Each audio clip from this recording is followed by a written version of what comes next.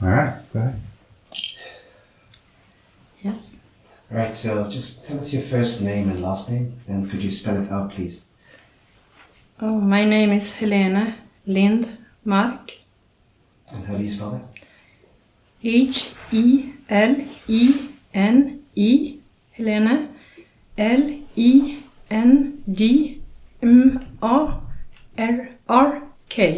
Lindmark. Thank you. So why is this gathering important? What's the significance of it to you?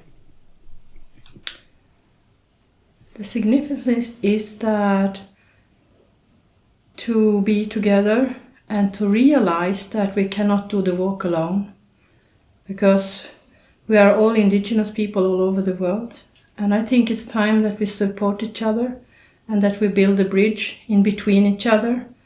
And for me it's more to unify with them and to come with my knowledge, share it, and see how I can support. That's the importance here. All right, go ahead. Yes.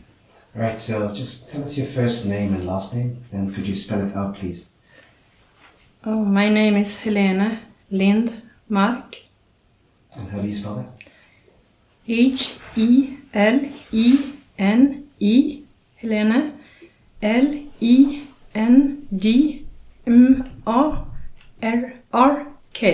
Lindmark. Thank you. So why is this gathering important? What's the significance of it to you?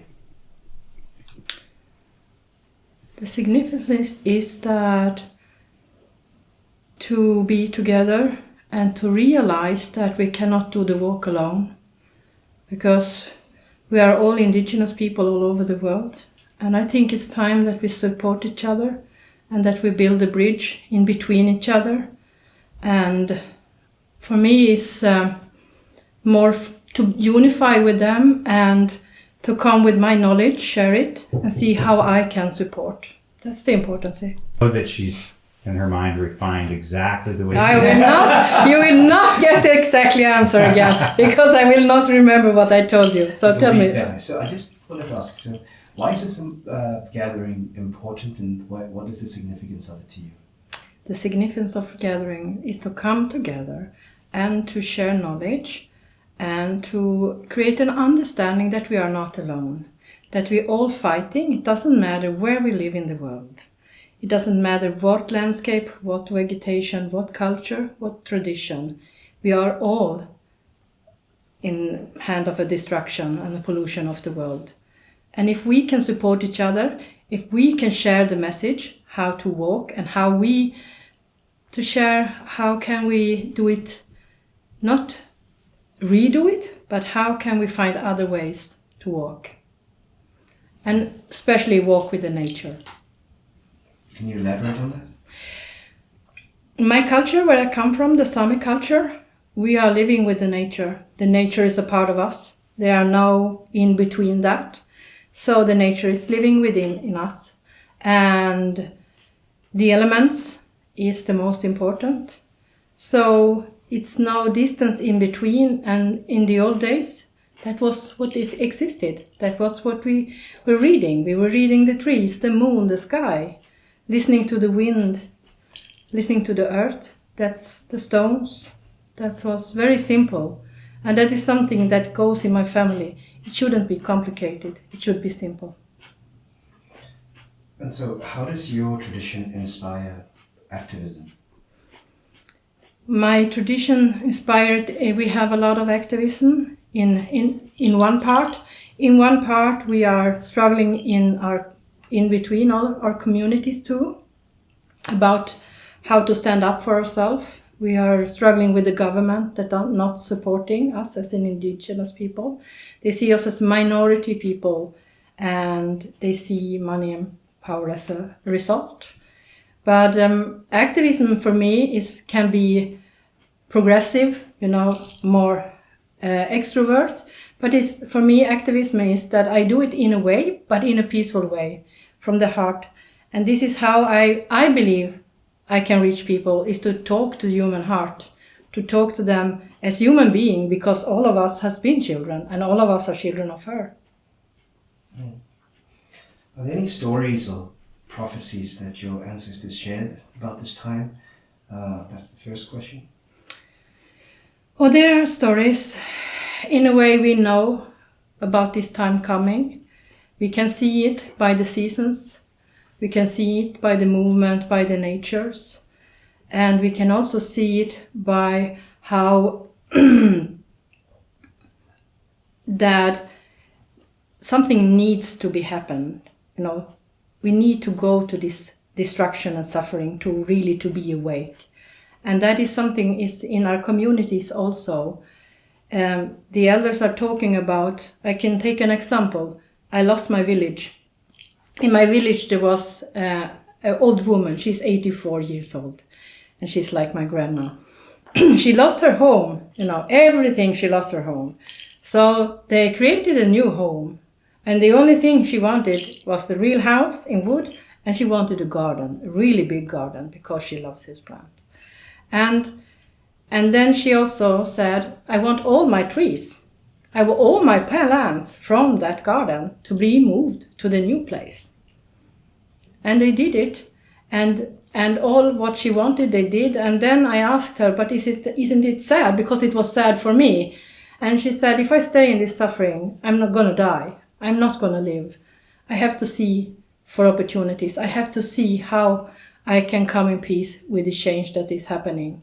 Because our village was signed already in 1933. So we knew this would come. Are there any stories or folklore that your grandmother... Know that she's, in her mind, refined exactly the way... You will not get the exactly answer again, because I will not remember what I told you. So tell me. Better. So I just wanted to ask, so why is this gathering important, and what is the significance of it to you? The significance of gathering is to come together and to share knowledge and to create an understanding that we are not alone, that we're all fighting. It doesn't matter where we live in the world. It doesn't matter what landscape, what vegetation, what culture, what tradition. We are all in hand of a destruction and a pollution of the world. And if we can support each other, if we can share the message, how to walk and how can we do it, not redo it, but how can we find other ways to walk? And especially walk with the nature. Can you elaborate on that? In my culture, where I come from, the Sámi culture, we are living with the nature. The nature is a part of us. There are no in between that. So the nature is living within us. And the elements is the most important. So it's no distance in between. And in the old days, that was what existed. That was what we were reading. We were reading the trees, the moon, the sky, listening to the wind, listening to the earth. That's the stones. That was very simple. And that is something that goes in my family. It shouldn't be complicated. It should be simple. And so how does your tradition inspire activism? My tradition inspired, we have a lot of activism in one part. In one part, we are struggling in between all our communities too, about how to stand up for ourselves. We are struggling with the government that are not supporting us as an indigenous people. They see us as minority people, and they see money and power as a result. But activism for me can be progressive, more extrovert.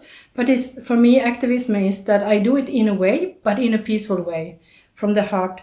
And this is how I believe I can reach people, is to talk to the human heart, to talk to them as human beings, because all of us has been children, and all of us are children of her.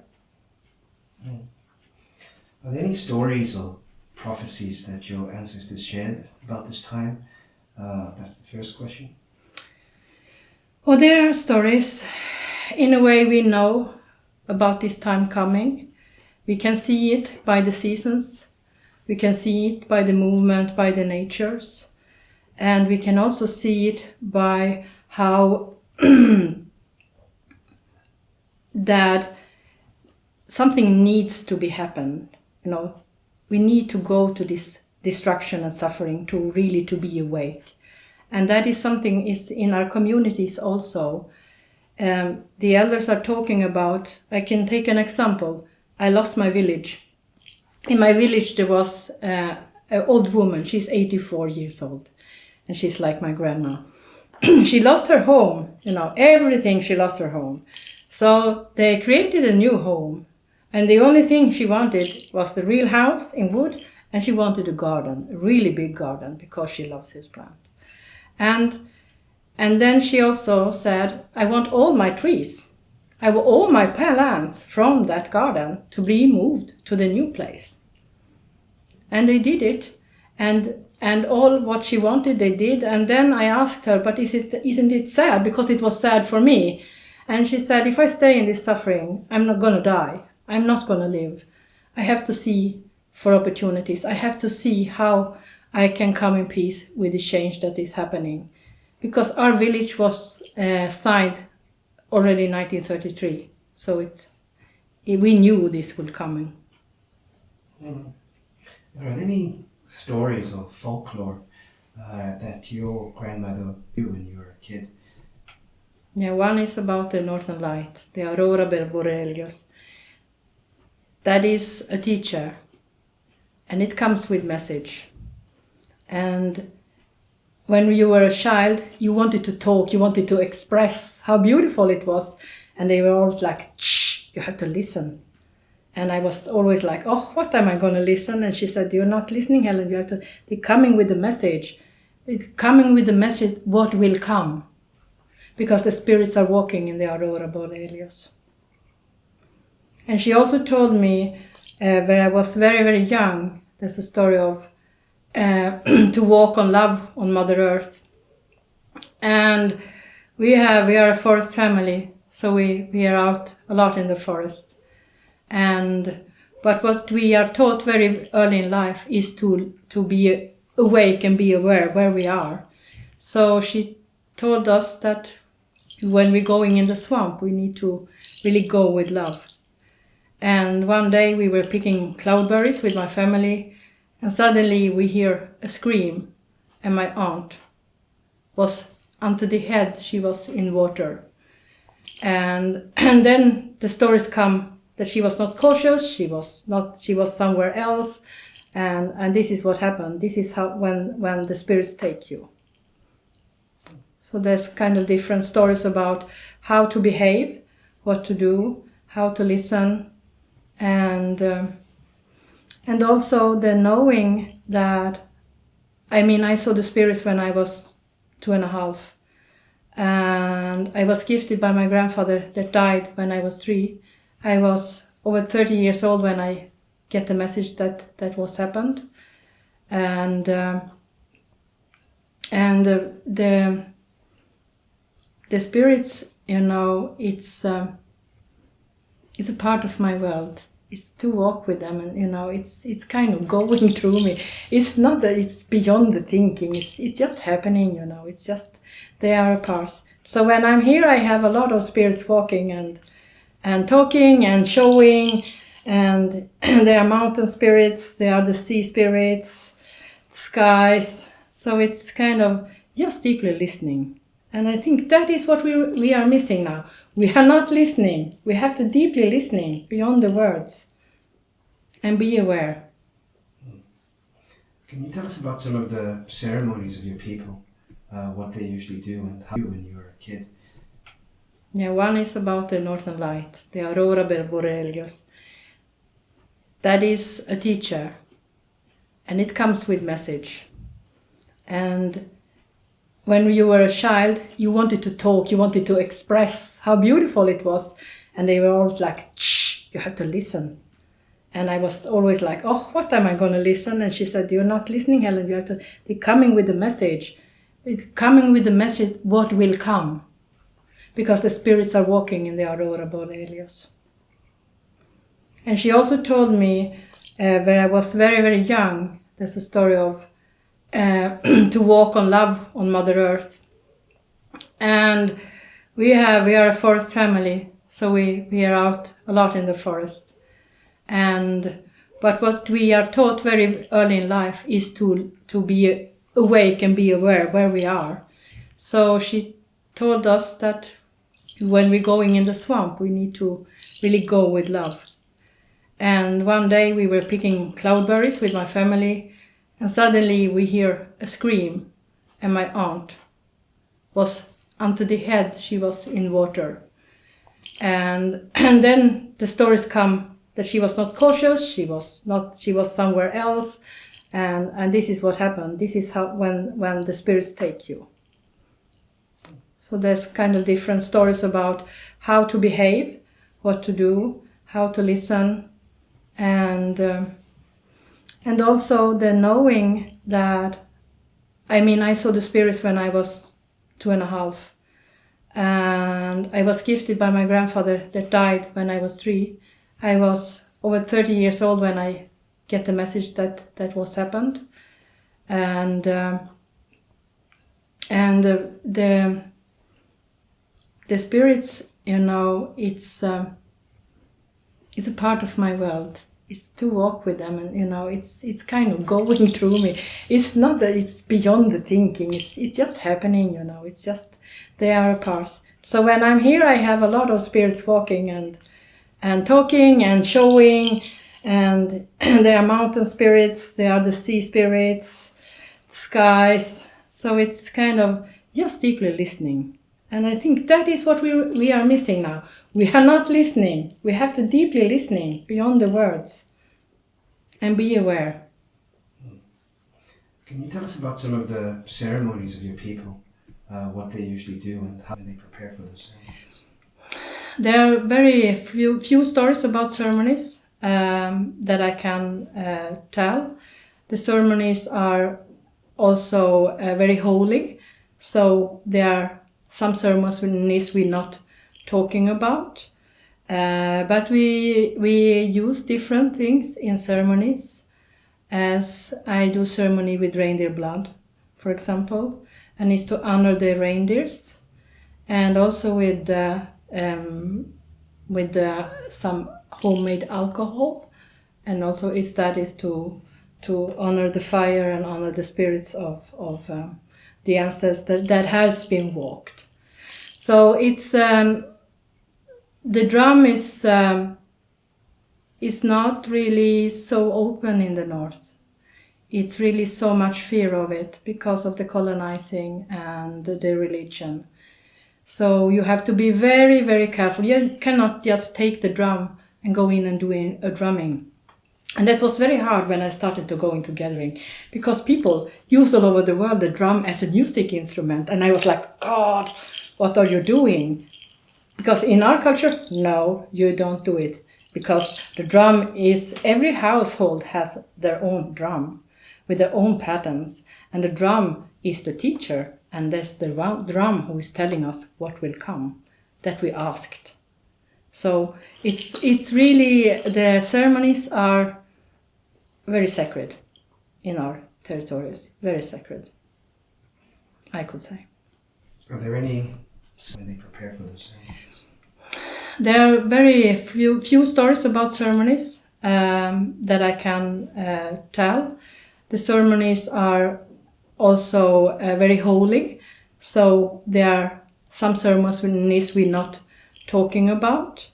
But we use different things in ceremonies, as I do ceremony with reindeer blood, for example, and it's to honor the reindeers, and also with some homemade alcohol, and also that is to honor the fire and honor the spirits of the ancestors that has been walked. So it's the drum is not really so open in the north. It's really so much fear of it because of the colonizing and the religion. So you have to be very, very careful. You cannot just take the drum and go in and do a drumming. And that was very hard when I started to go into gathering, because people use all over the world the drum as a music instrument. And I was like, God, what are you doing? Because in our culture, no, you don't do it. Because the drum is, every household has their own drum with their own patterns. And the drum is the teacher, and that's the drum who is telling us what will come, that we asked. So it's really, the ceremonies are very sacred in our territories, very sacred, I could say. Are there any that you'd like to share, that your people you carry the medicine of music? Yeah, we carry the joy. And I wanted to sing these days, but I'm not so well. I trained myself. I was singing in the room, and the voice was cracking, and I really today wanted to sing, and I hope I have ability to share it, because that is something that is a communication with all the realms. With the natures, with the spirits, it doesn't matter, with the ancestors, with the creators, the animals. It's really a song that is extremely beautiful and has a lot of knowledge. What, in your opinion, is the ceremonies that are needed for this time? I mean, perhaps there's new ones that have come to you that are really there to assist us. I think we have to refine a little bit what ceremony is. For me, ceremony is when we have an intention, when we sit together and we tune into that intention. Exactly. Why are we here? We tune into that intention. That is ceremony for me. And not to be here for some others, for you or for you. It's for me. I am here for my sake. I'm here with my intention, but I share this intention with you, and then we can sit together, and this is a ceremonial space for me.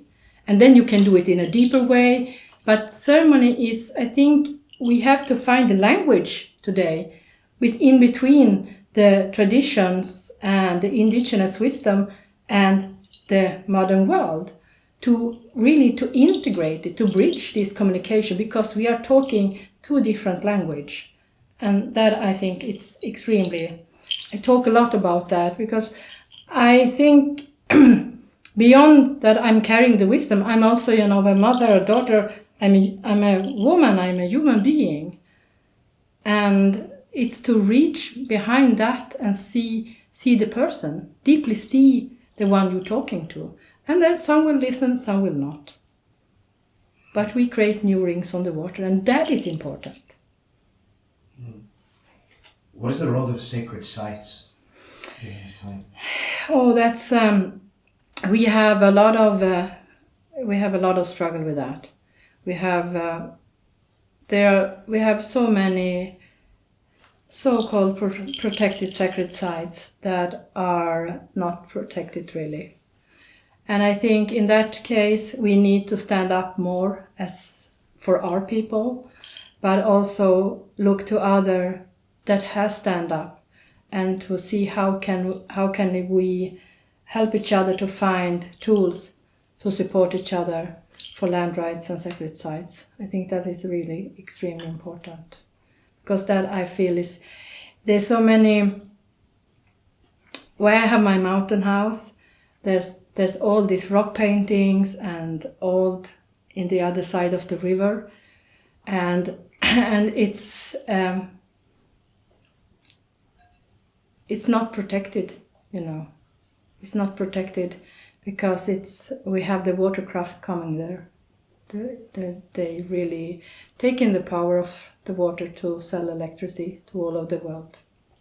So it's really, but to have this, we need to have support from our government. We need to have support, and we need to be also to announce that we are a people, not what is. They are so picture of that we are kind of animals in the old days. So that's a little bit sad. But I think it's changing, and I think that's why it's important to start to speak. How can we walk? Not look, because we can choose to be in this in these roots of suffering where our ancestor has carried collective trauma, but we can choose to take it off and really give it healing and say thank you for all the years, all the centuries you have carried this. Now it's time to walk. And then I think we can have more other answers. It's what we tap into. That you'd like to share, that you carry the medicine of music? Yeah, we carry the joy. And I wanted to sing these days, but I'm not so well. I trained myself. I was singing in the room and the voice was cracking, and I really today wanted to sing, and I hope I have ability to share it, because that is something that is a communication with all the realms. With the natures, with the spirits, it doesn't matter, with the ancestors, with the creators, the animals. It's really a song that is extremely beautiful and has a lot of knowledge. What, in your opinion, is the ceremonies that are needed for this time? I mean, perhaps there's new ones that have come to you that are really there to assist us. I think we have to refine a little bit what ceremony is. For me, ceremony is when we have an intention, when we sit together and we tune into that intention. Exactly. Why are we here? We tune into that intention. That is ceremony for me. And not to be here for some others, for you or for you. It's for me. I am here for my sake. I'm here with my intention, but I share this intention with you, and then we can sit together, and this is a ceremonial space for me. And then you can do it in a deeper way, but ceremony is, I think, we have to find the language today in between the traditions and the indigenous wisdom and the modern world, to integrate it, to bridge this communication, because we are talking two different language. And that, I think, it's extremely, I talk a lot about that, because I think beyond that I'm carrying the wisdom, I'm also, a mother, a daughter, I'm a woman, I'm a human being. And it's to reach behind that and see the person, deeply see the one you're talking to. And then some will listen, some will not. But we create new rings on the water, and that is important. What is the role of sacred sites during this time? Oh, that's we have a lot of struggle with that. We have so many so-called protected sacred sites that are not protected really. And I think in that case we need to stand up more as for our people, but also look to other that has stand up, and to see how can we help each other to find tools to support each other for land rights and sacred sites. I think that is really extremely important, because that I feel is, there's so many, where I have my mountain house, there's all these rock paintings and old in the other side of the river, and it's not protected, It's not protected because we have the watercraft coming there. They really take in the power of the water to sell electricity to all of the world. So it's really, but to have this, we need to have support from our government. We need to have support, and we need to be also to announce that we are a people, not what is. They are so picture of that we are kind of animals in the old days. So that's a little bit sad. But I think it's changing, and I think that's why it's important to start to speak. How can we walk? Not look, because we can choose to be in these roots of suffering where our ancestor has carried collective trauma. But we can choose to take it off and really give it healing and say thank you for all the years, all the centuries you have carried this. Now it's time to walk. And then I think we can have more other answers. It's what we tap into. We live in order to kind of restore balance and harmony to the world, because the world is kind of fast decaying. I think one point is to be human. Even, I have that will be one of my approaches. In cult, I will not have my cult, for example, because it doesn't matter. It means that I don't have a wisdom. My cult is an item that is having a special spirit, you could say. But behind that, I am a woman who walk this walk, and I carry wisdom, and I do it for my grandchildren and for the children who is coming.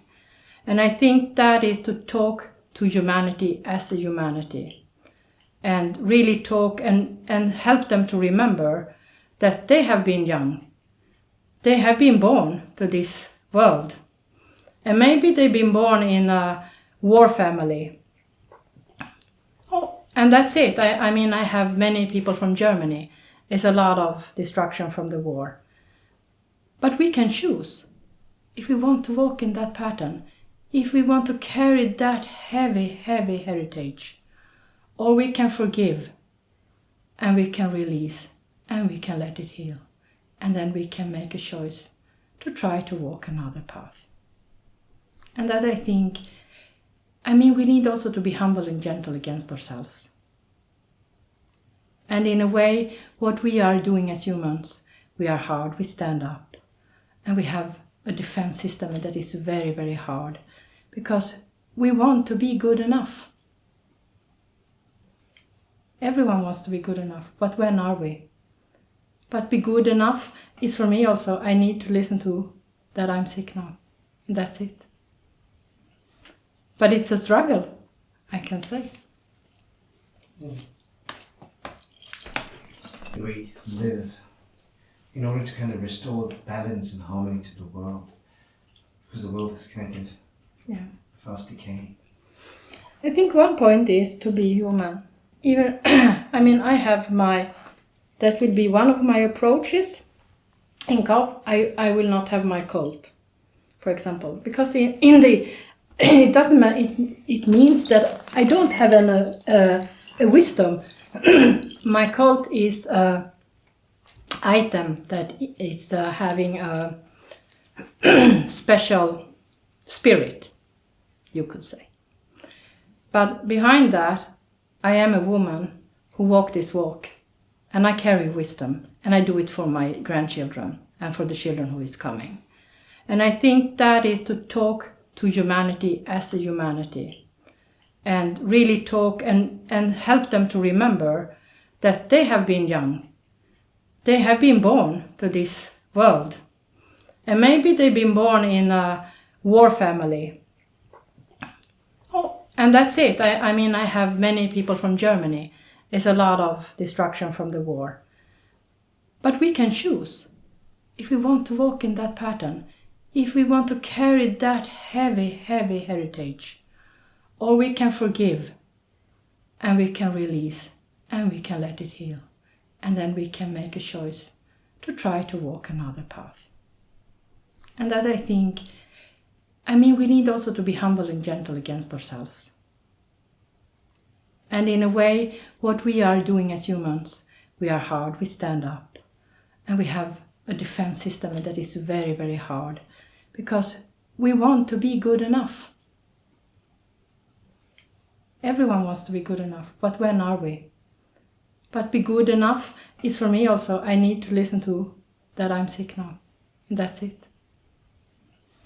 But it's a struggle, I can say.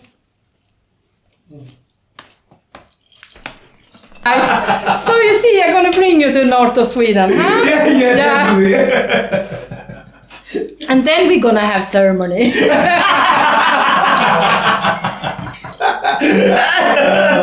So you experience it. Yeah. Oh, yeah. All right.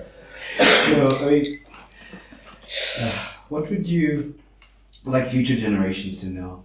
As the grandmother, as a carrier of wisdom, what would you like to know? What would you like them to know? I would like them to know that I am here for them.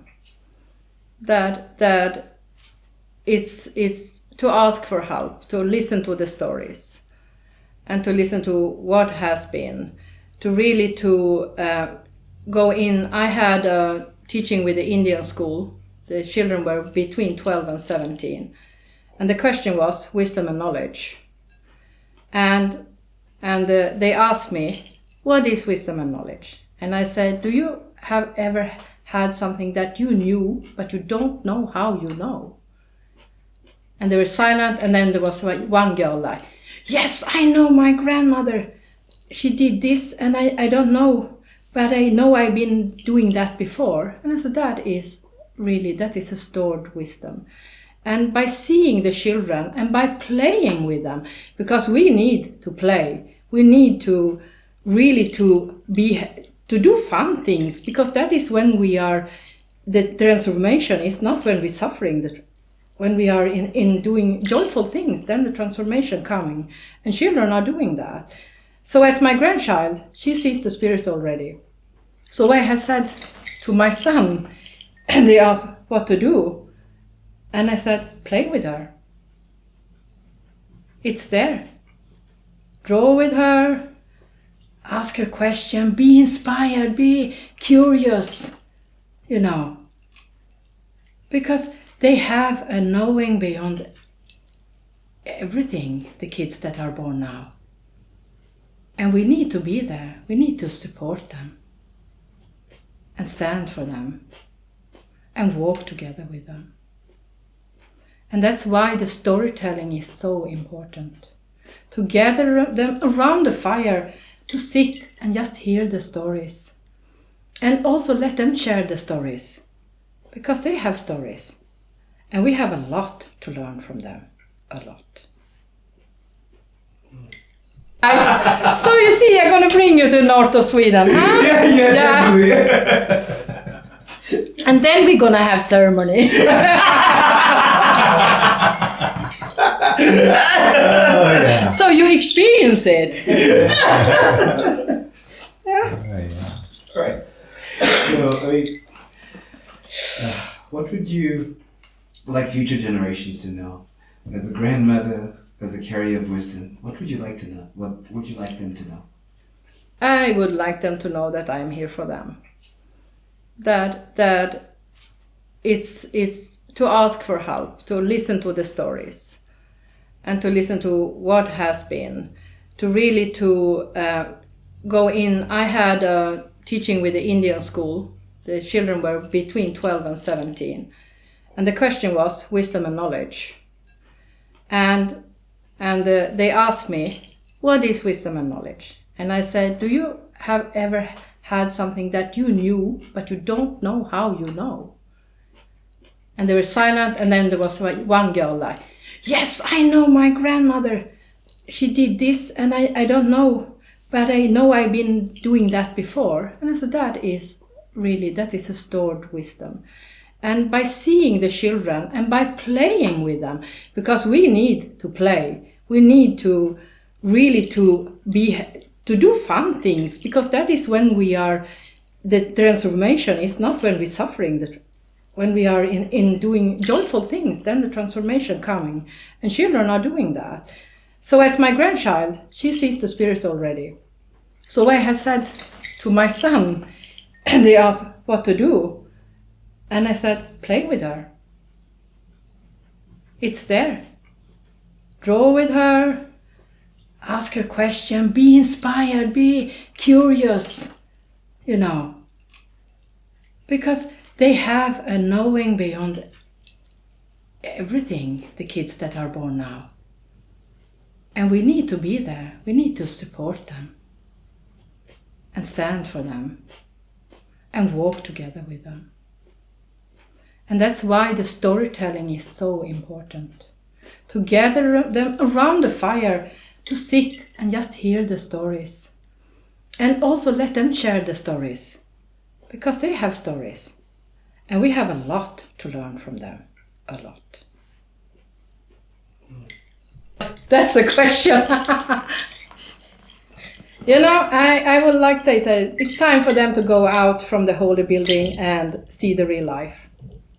That is time to see humanity, time to see what's really happening, and time to see what they put the focus on. I think that is really extremely important.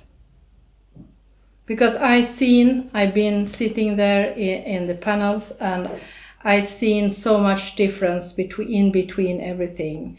And we can talk. I mean, talking is the best defense system the humanity has. But it's not about talking. It's time to do. And through doing, we are experience. So I think it's time also that to put them outside, to meet the people and open the door for that. Because we have, in the Sámi people, everything has happened by closed door. They close the door, they have a meeting by the closed door. That I totally disagree. Why do we have closed door? Is it a secret? Or it's time to open the doors? It's time to open the doors. And let people speak. Because then will people have the courage to come forward and speak. Because people are afraid. And that is what the creation of the world is the fear. What would you like to tell your own government? My own government. We have just changed government, and that's very interesting. That's very, very interesting. So we really don't know where the government is going. The last government said yes to mining. They said yes to all battery factories, all pollutions, and even yes to NATO. And so I have no really opinion about the government, because we really don't know where it will go in Sweden in this time. But what we know is that they are not supporting us as the indigenous people. That we know. I don't know if there's any question you guys would like to ask. Yeah, can you just look at the camera when I ask this question? Oh yeah, just pretend that I am. I would be standing right here, but there's no. But I can look Yeah, at him. pretend I'm asking the question. Okay. Do you have any other messages that you would like to share for Indigenous people around the world who will be watching this? For Indigenous people around the world, I would like to share that we are not alone. I mean, we are one root, and we are all connected. So let us support each other. Let us be one voice, and let us walk together. We all have different wounds. We have all different collective trauma. But let us bring new rings on the water. Because this is what is needed. It's needed for the future, and it's needed for the common generation. So let us walk for that. Can you look in the camera and say Earthrise Collective? Earthrise Collective. Like and subscribe. No. It's whenever he eats, he gets like this, by the way. We shouldn't feed him. Fantastic. I had to cut away that you were eating. I think, can I just ask one last question? We spoke a little bit about the gods and the deities that the Sámi people carry. Could you just tell us a little bit more about that and the myths and the folklore behind that? Yeah, we have different goddesses and that are represented. So we have Madaraka, that is Mother Earth, and we have Usaka, Yusaka, and Usaka. Now I'm blacking. Usaka, Yusaka. Now I'm blacking. No, that was a hard question. Yeah, maybe we weren't meant to talk about it. Yeah. No, but the gods is we have the like I said, I have seen the wind god very present when we've been here. And why is the wind god very present? Yeah, because the energy is very swirling now. So the wind is helping us. The god is helping us to cleanse. He cleanses and he cleanses and he cleanses. And that is really what's needed now.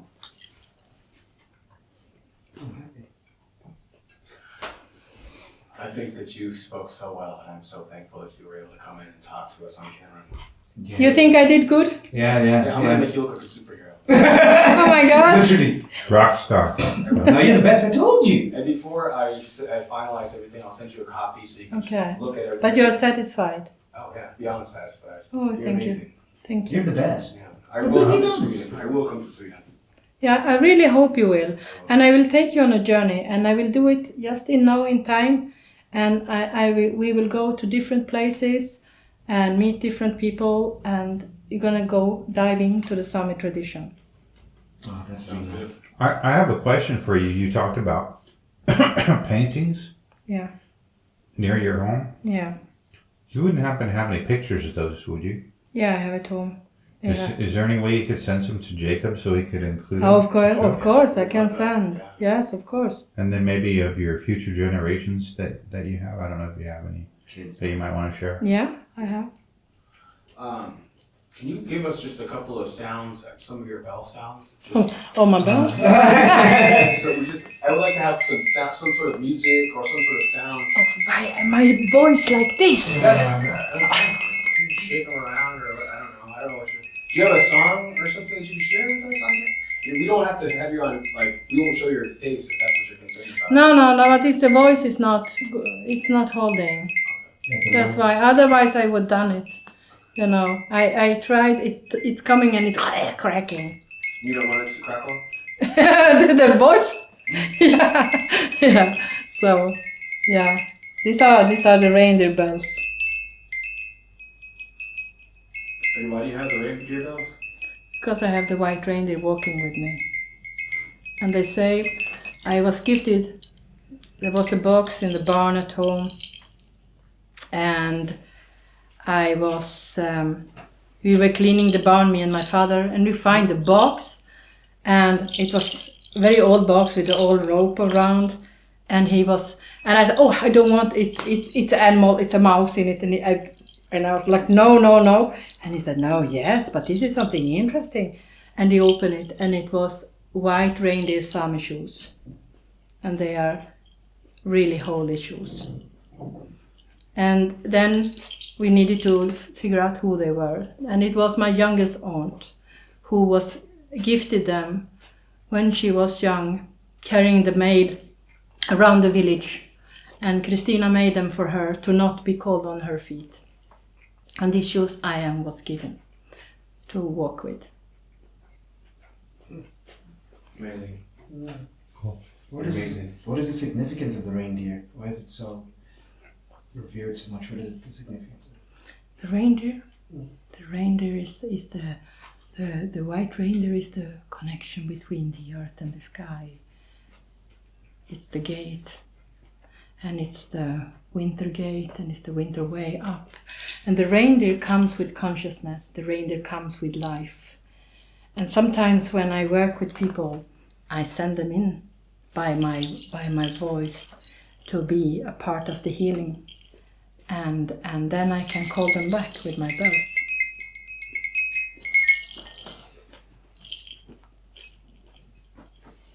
I'm so happy. Beautiful. You're amazing. So, things that are magic but don't sound magical. These sound magical. And this is the bird of, there's a wolf also. Oh, hang on. Trying to get some close-up stuff.